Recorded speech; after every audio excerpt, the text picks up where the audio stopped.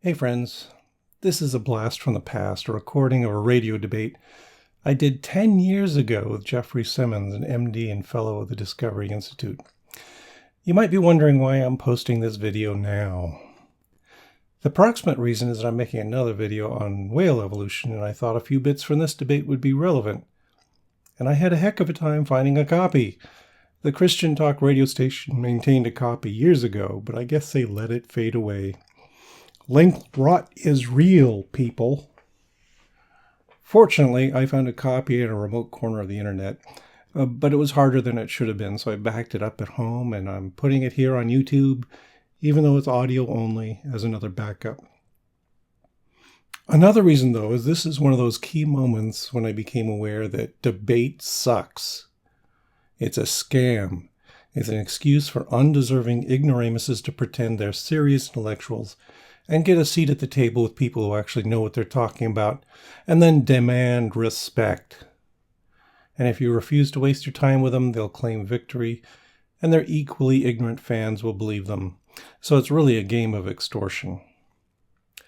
There may well be a place for debate between equally competent experts with a difference in interpretation, but evolution versus creationism ain't it. I'd also say that arguments about equality versus racism, or social justice versus Nazi sympathizers, or spherical Earth versus flat Earth are similarly arenas where there should be no contest. But the pretense of fairness in the debate format gives garbage ideas an unwarranted boost. This debate with Jeffrey Simmons is a classic example. This is a man who wrote a book claiming that there were no fossil transitional forms, who claimed that the entire fossil record for whales consists of 5 or so fossil pieces from dog-sized animals, who, when I rattle off the names of several known species in the whale fossil record, stated that he didn't know every fossil name. He claimed that the fossil record leapt from Indohyus, which he hadn't heard of until I mentioned it, to modern whales, and there was no intermediate form demonstrating the migration of the nostrils to the blowhole. It's also an example of what a sham creationists make of even the debate format. This one was shockingly sleazy. They called me up an hour before we went on air to tell me that the title and the topic were completely changed at Simmons' request. This has been a common experience for me. They demand last-minute changes, or when you sit down for the debate, I discover that my opponent has decided to completely ignore the topic and go off into a religious testimonial or some other irrelevant subject. But I'll shut up now here in 2018 and let you listen to me in 2008. I'll also include some links down below to the blog entries from back then. I don't know. Might be right. Hey, welcome. It is KKMS Live. Pleasure to have you tuned in this afternoon. You can hear us each weekday from 3 to 6. Also, listen online at kkms.com. While you're there, stop by our page, and there you can download audio archives. If you miss any portion of the program, including this upcoming one, you will be able to download it and listen to it later. So thanks for tuning in. I'm Lee Michaels. And I'm Jeff Shell, and today we're going to debate Darwin's theory of evolution with respected authorities on each side of the issue. This audio, as Lee mentioned, will be posted on our site and available for download probably by tomorrow. And taking the side for Darwin's theory of evolution is Dr. P.Z. Myers, who is a biologist and associate professor at the University of Minnesota Morris. And taking the opposing view is Dr. Jeffrey Simmons, a medical doctor, and he's a senior fellow at the Discovery Institute. And before we begin this discussion, I want to provide a bit of background information about how this debate came about. This month, as some of you know, on our show, we've been discussing creationism because we are going to visit the Creation Museum, which is located just outside of Cincinnati. And originally, we scheduled Dr. Simmons to discuss his book, Billions of Missing Links. And then on Tuesday, I thought, hey, it might be kind of interesting to see if Dr. Simmons would be interested in engaging in a debate with an advocate of evolution, and he agreed to do so. So I contacted P.Z. Myers, who agreed to debate Dr. Simmons, and P.Z. asked me for details, and this was all taking place while we were on here. Yeah, while we're in the process of doing our show, and so we were kind of corresponding back and forth via email. I proposed a title for the debate to Dr. Myers, but I didn't provide those same details immediately to Dr. Simmons, and due to the delays in the communication channels between me and our producer and the publisher, who then got to Dr. Simmons, and then back and forth, so to speak, we just received today the request to change the title of the debate to Are Darwin's Theories Fact or Faith Issues?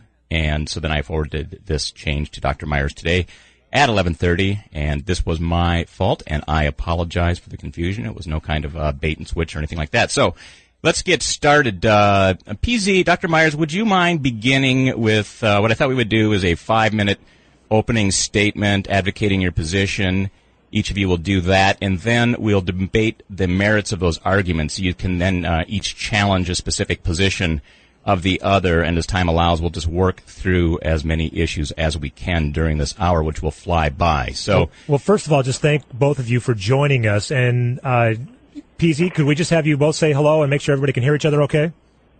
Sure. Hello. Hello, I can hear everybody. I have a little bit of a cold. If I start coughing, back away. Okay.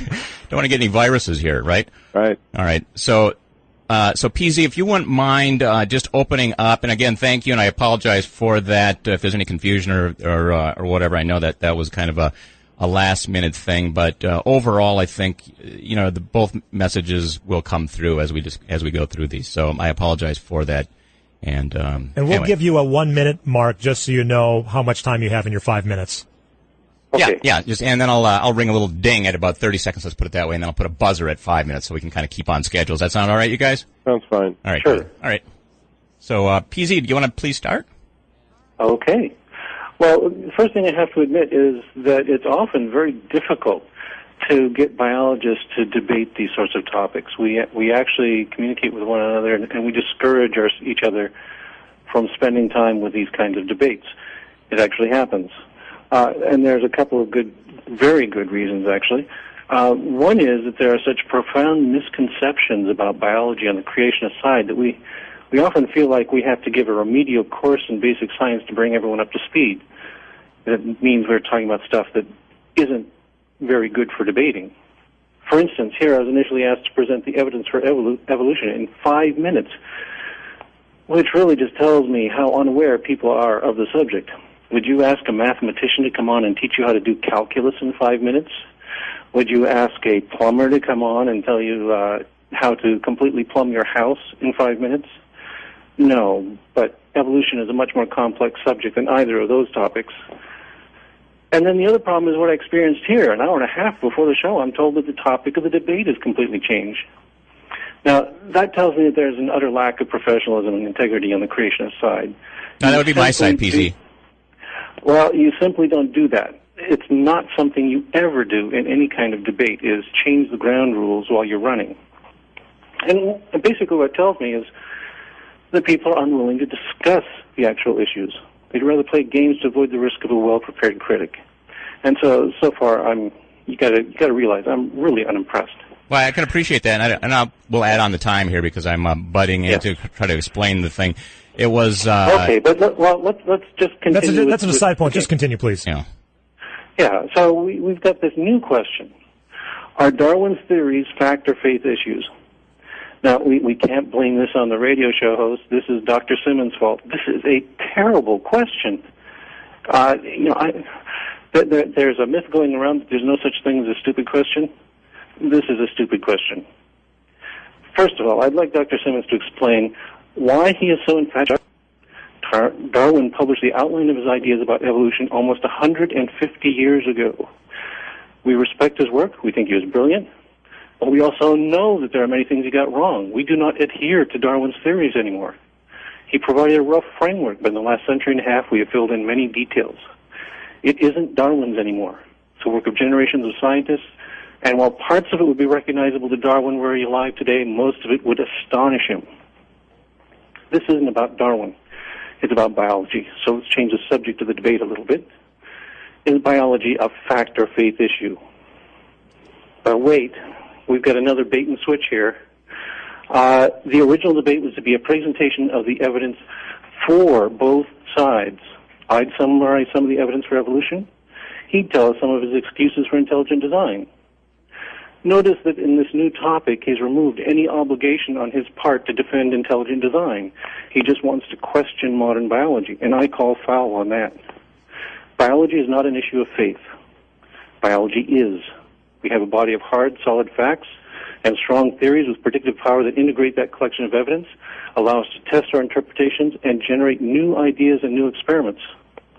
Evolution is a theory that has practical application in medicine, agriculture, research, economics, computer science, many other fields. It's powerful stuff, and it works. But we don't have any faith at all in modern biology. That's why this question is so nonsensical.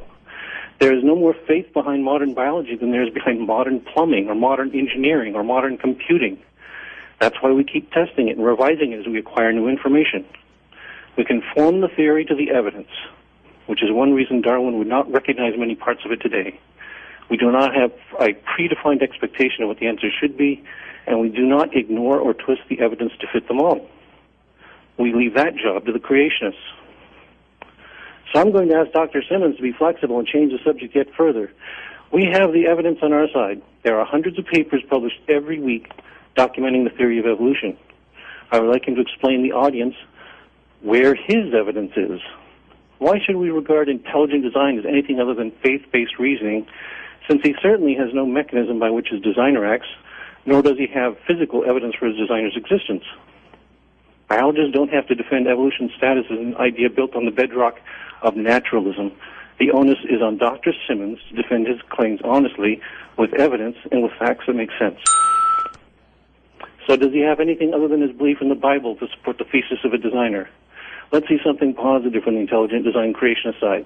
Something other than dirty debating tactics, misbegotten and erroneous attacks on the theory of evolution, and vague mumblings about how an unnamed designer created proofed organisms into existence by an unspecified mechanism at a mysterious time that they won't name. Let's hear some specific science 30 from seconds. Dr. Simmons. Is that it, PZ? That's it. Great. Thank you so much. Okay, Dr. Simmons. Yes. Excuse me. Well, first of all, it's nice to hear your voice. I've read some of your writing, and I think it's going to be a pleasure to debate you. This was not a bait and switch. I did not know that there was any title to the debate until midday yesterday. And I'm actually not here to defend intelligent design or to show you proof that intelligent design exists or is a real science. And so I'm not about to rescind my request for a title change. It doesn't change the basic discussion here, though. Some of Darwin's works were superb, and some of them were ridiculous, and some of them still linger. And although I agree with you, some of Darwin's theories have changed or been modified, and a lot has been learned, the general population still thinks of it as a Darwin versus maybe intelligent design, maybe God, or other issues. So I think using Darwin is a nice, good word that people know what we're talking about without giving them a remedial course. Now, he wrote very well of animal emotions, terrific book on that, and one of the first of his kind, other than maybe Da Vinci 300 years before. He wrote a great book on worms and the use in vegetation and soil. But when he wrote about a theory of evolution, and you'll note that Professor Myers uses the word theory over and over and over again when he says it rather than the word fact, that's exactly what we're dealing with, is a theory. And it's a theory that science is disproving. Just like physics is getting into areas of uncertainty, so is science as they delve into things more and more in more depth. And so let's say, Darwin said that perhaps we were descended from monkeys. And that's carried in the common literature. But Darwin didn't know much about monkeys. He didn't know why children looked like their parents, even though Mendel was contemporary with him. He knew nothing about genetics. He knew nothing about immunity. He knew nothing about human cells or viruses, and how could he? It wasn't available then. And it's gotten so complex in biology that I don't think he'd be published now. This is not an argument with biology, by the way. I think that's misrepresenting what's going on.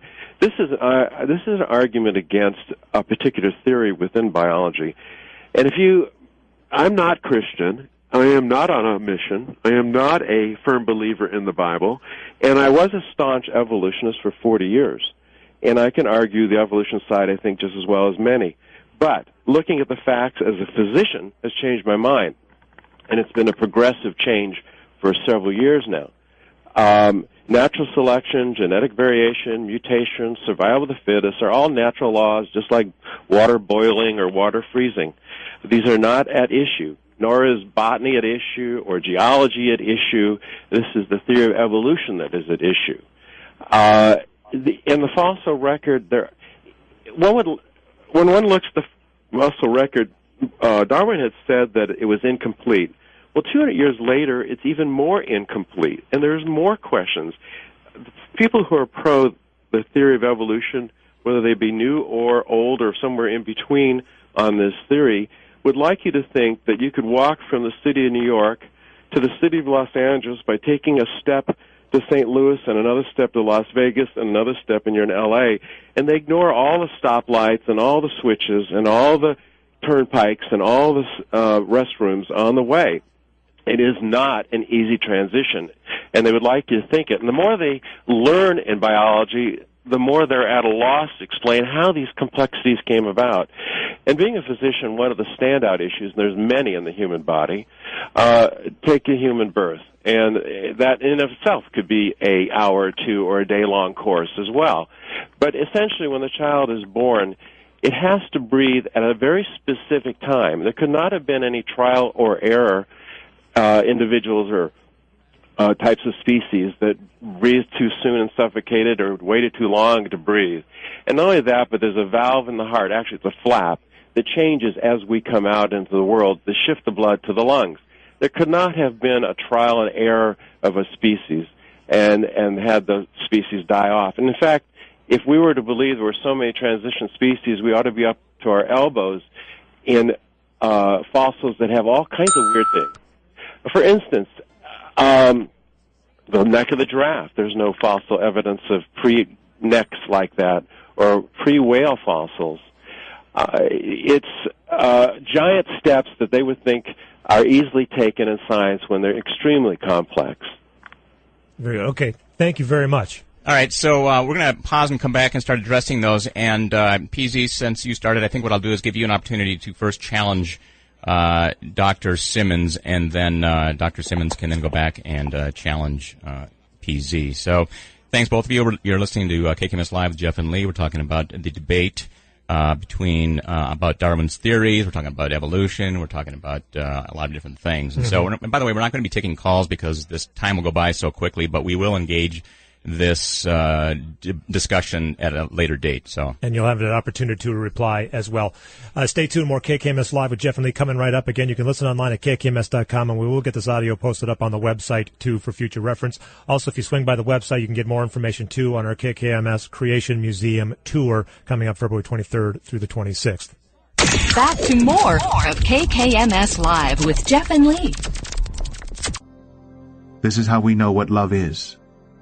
Jesus Christ laid down his life for us, and we ought to lay down our lives for our brothers. If anyone has material possessions and sees his brother in need, but has no pity on him, how can the love of God be in him? Dear children, let us not love with words or tongue, but with actions and in truth.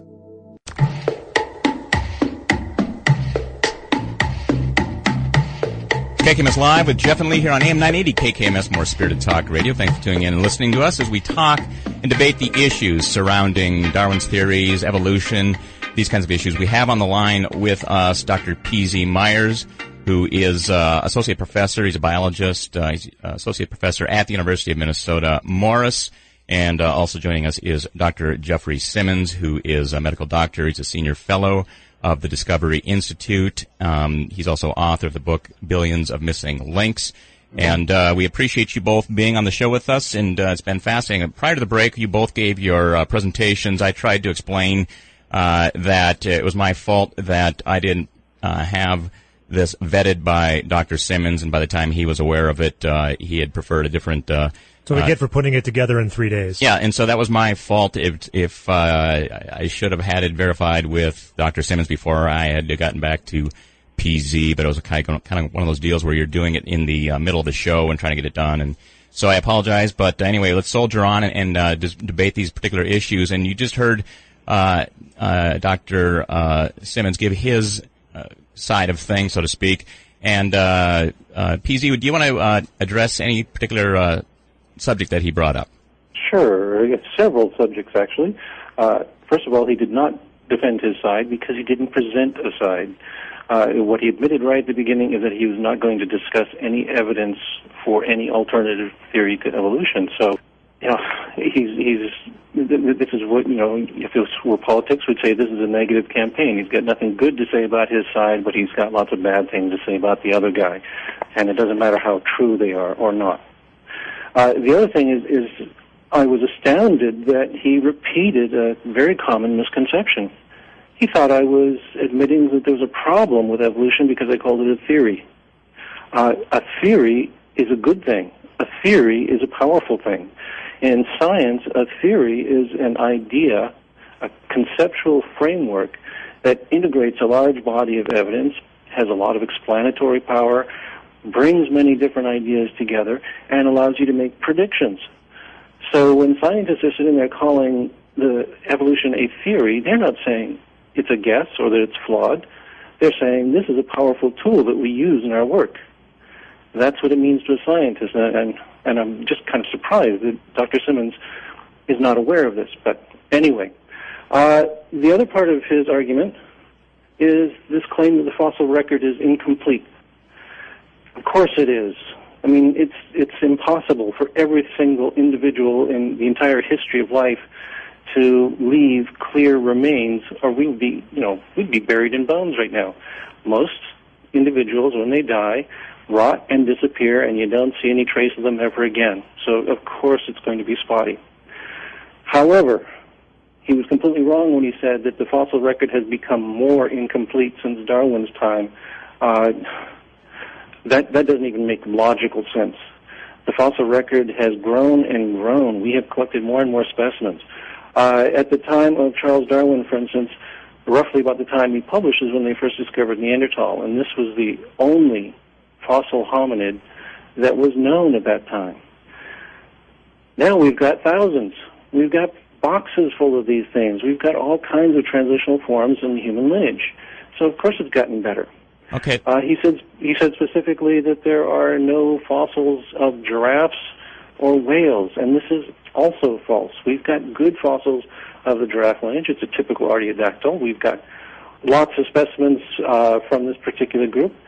In the case of whales are a major success story in evolution. Since the early 80s, we have been recovering lots of fossils. The secret was that we discovered where whales evolved. Whales evolved in a shallow sea between India and the mainland of Asia that existed 50 million years ago. And when we started digging in Pakistan, they started digging up buckets full of whale fossils. Okay. The latest was just announced last month in December. It was a new specimen called Indohyus. So we've got lots of whale transitional fossils. Okay, so Dr. Myers is essentially just stating that Dr. Simmons, you did not support your side. You only shot holes in Darwinism. Mm-hmm. He also said that it's the word theory is not a pejorative, in terms of what's going on in science. He said that the fossil records. That there are thousands of transitional fossils, spoke about giraffes, and then whales is perhaps an example of a transitional fossil. How do you want to go about addressing those? Yeah, I don't know where to start first. First of all, there are no giraffe neck, pre-neck fossils, and he's very wrong about whale fossils. Yeah, there are whale bones that have been found, but the closest they can get to that is this deer-like animal that was on the seashore. And so, no, there are no animals with blowholes, and there's no animals that can dive deep like whales can. It's a giant step from what they have to what we have now. And so he's very wrong on that. And when it comes to numbers of fossils, there's about 2 million species known. I think it'll go to 100 million when we get all the viruses named. There's only about 250,000 fossils in all these boxes. So do the math. 1 3/4 million missing, maybe as many as 98 million species missing, and that's missing intermediates. And the word design also is not a pejorative term. Just like theory is not a pejorative term, open any science textbook and you'll find the mouth is designed to chew and the eyes are designed to see. So there's nothing wrong with using the word design. And no, my position is not to defend intelligent design. I can give the listeners a place to go and get all the information they want on it. But my position in both my books have been Darwin's theory is full of holes. It's just like the emperor with no clothes. And not only the Darwin from past, but the Darwin from present, whoever they are. And there's other agendas that are going on here. It's not a matter of fact. If it were a fact, they'd call it a fact of evolution. And the issue I think, PZ, that some have about this is that Darwinism is only taught in schools, and so these shortcomings, I don't believe, are being taught, and so not at all. Wait. What shortcomings? Dr. Simmons has just made stuff up. Well, for instance, the whale fossils. It's not a jump from Indo-Hyas to modern whales. What about Pakicetus? What about Rhodocetus? Have you heard of those? I don't know every fossil name, but I do know. No. You have just announced that there are no transitional No. I just read an article in Scientific American less than 6 months ago about exactly what scientists think the whales came from. And so whatever names were in there were the most current names at that time, and I'm sure it was a peer of your stature. And they do not have anything with a blowhole on top of it. They do not have anything with fins that go up and down, which is opposite of what fish do. And in fact, Darwin, in his book Origin of Species, he had in it that the bears went to sea with their mouths open, and that's how they became whales. That had to be like I said, we do not care about Darwin. Darwin made many mistakes, and that's one of his mistakes. Right. However, your ignorance about the state of the fossil record is not evidence that there are holes in evolutionary theory. Seriously, when you look at the whale fossil record, what you find is a range of skulls, you find transitional forms. One of the features that they note in these lists of fossils is the steady backwards and dorsal migration of the nostrils. So there is the formation of the blowholes. Yeah, well, you'll have to send me the citation on that, and I would prefer you not drop to ignorant terms like to using terms like that and keep this a little nicer tone.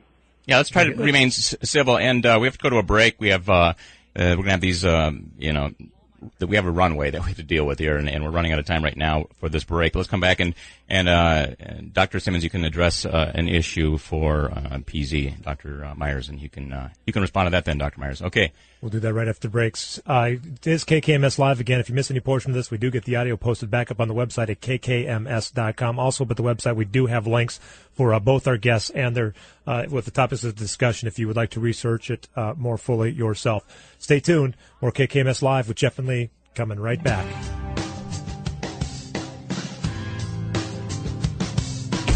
KKMS Live with Jeff and Lee. AM 980 KKMS would like to send you backstage at Focus on the Family. You can win lunch for two with Dr. James Dobson, including round-trip airfare, hotel accommodations, and an enjoyable day that includes lunch with Dr. Dobson. Tune in to KKMS Live between 3 and 6 p.m. for details on how you can register to win. Or visit the new KKMS.com for details. After you register, you can watch a short behind-the-scenes backstage video of the ministry. The Focus on the Family Backstage Pass is brought to you by Focus on the Family and AM 980 KKMS. The woman said, I know that Messiah, called Christ, is coming. When he comes, he will explain everything to us.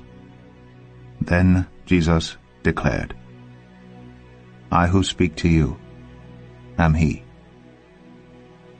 This is KKMS Live with Jeff and Lee. I'm Lee Michaels. And I'm Jeff Shum. We're talking with Dr. P.Z. Myers. He is the university professor, he's a biologist. He's at the University of Minnesota Morris. Also joining us is Dr. Jeffrey Simmons. He's author of the book a couple of different books. One of them, we were going to originally talk about billions of missing pieces, and there's another Billions book of missing links. Missing links, and also what Darwin didn't know. And so, prior to the break, we were going back and forth about the fossil record and transitional fossils, and so I thought, Dr. Simmons, you can give a chance to PZ. You can ask a question of him, and then he can address that.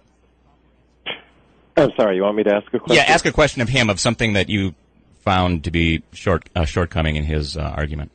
Yeah, I there's a lot of places probably to pick at, but I think a standout issue for me is that these discussions, in some manner, should be part of a school's discussions. These should not be excluded from the school, and people are being banned from universities, expelled from universities, who want to discuss the issues. I'm not talking about the people who bring the Bible in and say this is the only answer, or people who believe in what you call supernatural or probably call supernatural. I'm talking specifically about facts and theories. Any other theory that's on the table in a department of science is open to discussion and criticism and reworking, but not this one. And I'm curious, what's the problem here? PZ, your response to that? There is no problem there. We do actively debate evolutionary issues all the time. Some of the debates get pretty fierce, too. I mean, I've been part of an ongoing debate, for instance, about the importance of development and evolution. You talk to somebody like Jerry Coyne, a very well-known evolutionary biologist. He doesn't think the Evo approach is very interesting or very powerful, and we do. And there's a lot of argument about issues that matter. What's being brought up by the Intelligent Design Group is an issue that doesn't matter, and they're often using falsified scraps of incorrect evidence. A perfect example is what you did with whale fossils. You've written a book that says there's billions and billions of missing links. You've written a book that says here's what Darwin didn't know. And you haven't even bothered to look at the current record for one of your examples, the evolution of whales. Don't you find that a little bit embarrassing? I don't think you answered my question, for one, and for two, I don't think we're going to get settled on this whale issue. The question is, why can't issues, not talking about... Who says you can't? I'm not talking about scientists talking among themselves whether their theory on water boiling or Evo-Devo is worthwhile or what's wrong with it. I'm talking about what's wrong with evolution and what are the problems with it, and how can we address these. At least let the students hear where the flaws are. I mean, it's like the door is absolutely closed to talking about... It's like reverse inquisition from 300 or how many years ago was. This is absurd. Okay, no, it isn't absurd. You know nothing about the field. I'll recommend a book to you. Look up a book by Mary Jane West Eberhard called Developmental Plasticity and Evolution. And this is a book by a credentialed academic, a very smart woman who's done lots of work in evolutionary biology. And one of the first things she does in this book is she lists all the problems in modern theories of evolution. She documents them and says, here's things we have to research further. Okay, I would like to tell me the name again, because I would like to look at that. Yes, it's Mary Jane West Eberhard. It's a hyphenated name. It's a very technical book, but it's very, very good. And she's talking specifically about these problems. Now, the difference, though, is that she is also proposing other explanations. She is making a positive approach. Mm-hmm. She's saying, here's a flaw in evolution. So, for instance, she addresses the concept of adaptive landscapes, which is a term we use a lot in certain fields of evolutionary biology. And she says, there's a real problem with this metaphor of adaptive landscapes, and here's a list of the problems, and here's some solutions that people have proposed to these problems. These are things that we have to pursue. So it is seriously discussed. However, we don't sit there and say, well, whales didn't evolve, okay? That's just infantile and ludicrous. This is not the kind of thing that biologists discuss. Well, I think the word infantile falls in the same level of the previous word, and I really don't want to get into an insulting discussion. Let me give you an example where I'm coming from. Is take the human brain, 35 trillion cells, many of which, if not all of which, have as many as 10,000 connections. Most of which, if not all, have at least 40 chemicals at each one of those connections. And they disclose those in different packets and different concentrations to send messages to each other. And they work in groups of millions and billions at a time. It's beyond my comprehension that this could have come about by trial and error. And this isn't discussed in books that discuss the theory of evolution. Yes, it is. Actually, it is not, because they can't explain that. I'm a developmental biologist. I'm afraid you're stepping right into my field there with that question. But I'm not what you are. We do discuss this in great detail.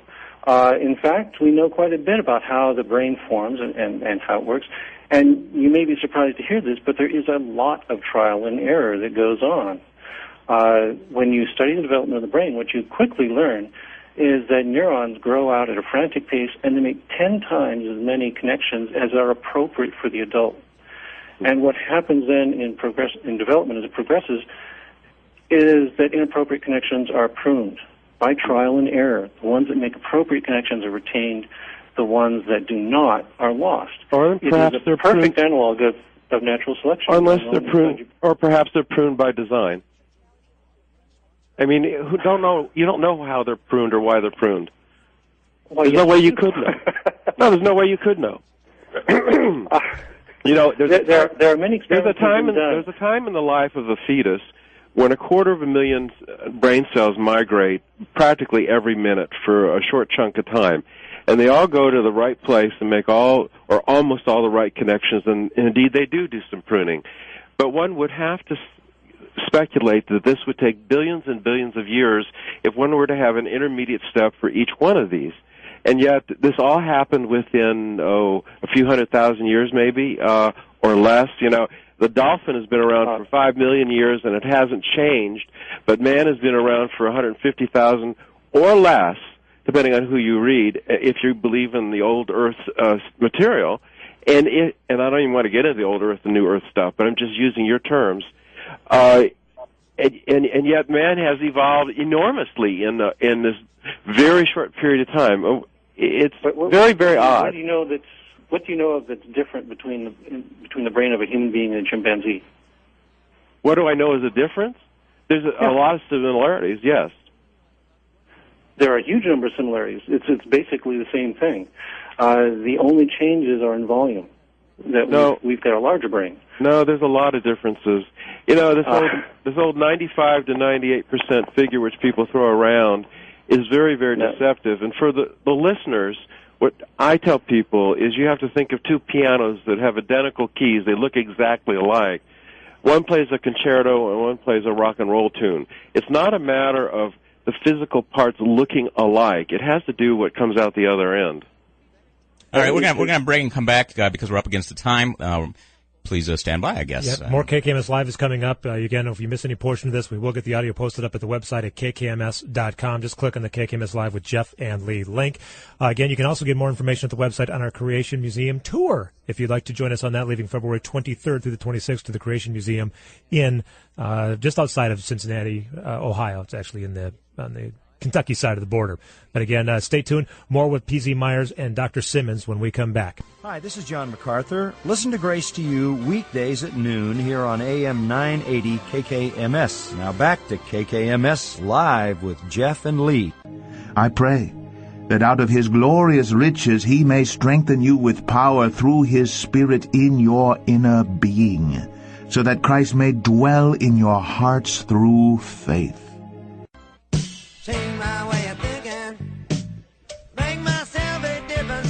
You're listening to AM 980 KKMS, more Spirited Talk Radio. Thanks for tuning in and listening to us as we discuss the issues, the matters that matter. Right now, we are having a debate regarding the merits of evolution, specifically talking about Darwin's theories. And we're engaged in this discussion is Dr. Jeffrey Simmons, who is a medical doctor, senior fellow at the Discovery Institute, and Dr. P.Z. Myers, who is a biologist and associate professor at the University of Minnesota Morris, and we appreciate the engaging discussion. It's been illuminating, I believe, and I was hoping that it would be more illuminating than generate more light than heat, and I think to some degree it has done just that. And so what we thought we could do, because of the amount of time we have, just cover a couple of things quickly and then give you each. Well, actually, let's just go right into it. We're actually really short of time here. We're going to give each of you 3 minutes just to summarize. And we apologize. We'd love to try to address this issue down the road. So, Jeff, we can start with. Yeah, why don't we start? Well, since PZ started, why don't we have you and then Dr. Simmons, and you've got 3 minutes to kind of wrap things up on your position, and then right after that, then Dr. Myers can do the same. Begin now. Thank you. Thank you, and it's been a pleasure. One needs to know that Darwin came from an era of time when frogs were born of mud puddles and birds flew to the moon for the winter. And so even though Darwinism has progressed, a lot of people believe Darwin as it was. He was not peer-reviewed. He lacked a bibliography. He violated every aspect of the scientific method. He was bigoted. He had a lot of nasty things to say about women and blacks. And he probably wouldn't be published today. And yet he's revered as somebody significant. I would ask Dr. Meyer, he would ask me to talk about the monkey brain. I'd ask him to look into the monkey birth. It's actually 180 degrees opposite of ours, headwise, and impossible to explain. Excuse me. I would also like to say science and scientists should always seek out the truth no matter where it may lead. Scientific theory should always be open to intense scrutiny, repeated criticism, and valid revisions regardless of the source. Scientific thought should never assume the effect before proving the cause or be the consequence of political correctness, religious fervor, or personal agendas. Students of science should always be ready to ask when, where, why, and how, and maybe even who. And it should be part of every study of the origin of life, no matter where it leads. That's good enough for me. All right, so there's a summary talking about why evolution or Darwinism should not be the only subject spoken in the way it has been taught in schools. Okay, Dr. Myers, do you want to wrap up, please? Sure. So, we're supposed to be talking about fact versus faith here.